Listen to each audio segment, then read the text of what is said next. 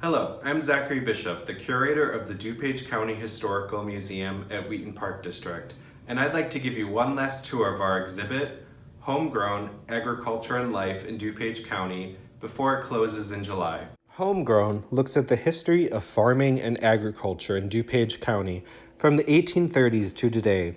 It showcases objects, photographs, and documents that illustrate how farming practices and culture have changed over time, and how farming impacted DuPage County's economy and society. The first gallery mainly looks at how cash-producing farming has changed in the last 190 years. The Potawatomi and other Native American tribes who lived in northeastern Illinois most likely farmed parts of DuPage County seasonally, growing corn, beans, squash, and other crops to feed themselves. When European Americans began settling in DuPage County starting in 1830, they mainly grew crops and raised livestock to feed their families. Settlers relied on grist mills to grind their grain crops into flour, cornmeal, and other products that they could use to make bread and other foods. Farming became a commercial industry in DuPage County when railroads started laying their tracks through the county after 1848. Trains made shipping products to outside markets quicker and faster, so farmers could sell their crops and livestock and then use their profits to support their families. Farmers sent raw products to Chicago, where businesses processed and then transported the goods to markets across the country and around the world. DuPage farmers grew a variety of crops that they sold to outside markets, including grain crops like corn and wheat, potatoes, fruits, and hay.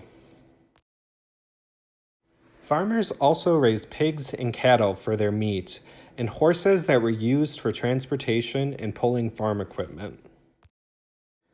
Dairy farming became the biggest and most profitable business in DuPage County during the railroad era because of how close it was to Chicago.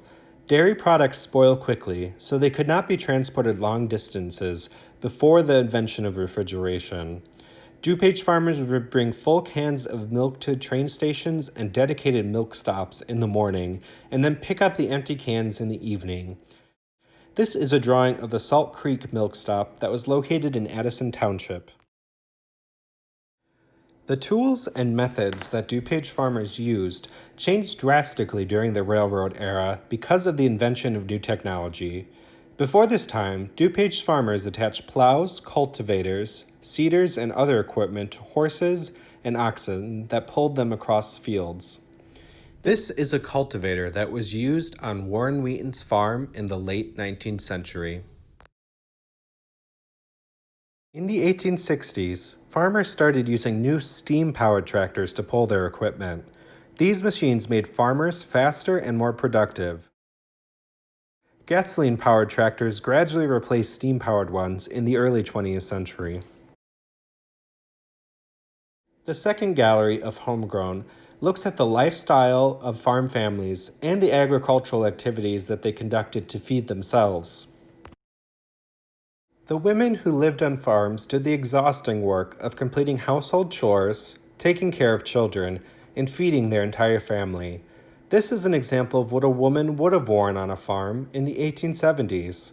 Their dresses needed to allow room for movement and cover their skin to protect it from wood stove sparks.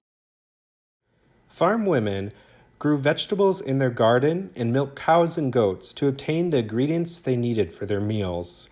This is what a seed packet looked like in the late 19th century. Farm women also obtained food for meals by raising chickens, turkeys, and other poultry for their eggs and meat. Farm families used birds' feathers for bedding and other goods, like this duster made with turkey feathers. Children also played important roles on the farm. Young children completed simple tasks like picking berries, but as children grew older, boys did back-breaking farm work, like plowing and hauling manure with the men, while girls completed household chores and food preparation with the women. All children helped harvest crops, tend the garden, and take care of livestock. Farmers conducted beekeeping to make money and to obtain food and supplies for their household. Bees provided numerous benefits to farms.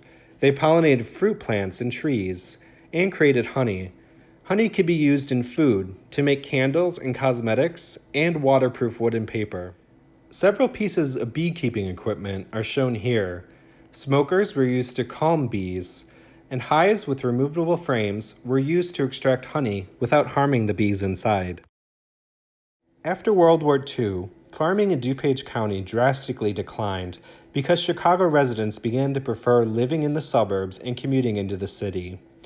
This led to the rapid building of residential neighborhoods, which increased property values and taxes and made farming more expensive.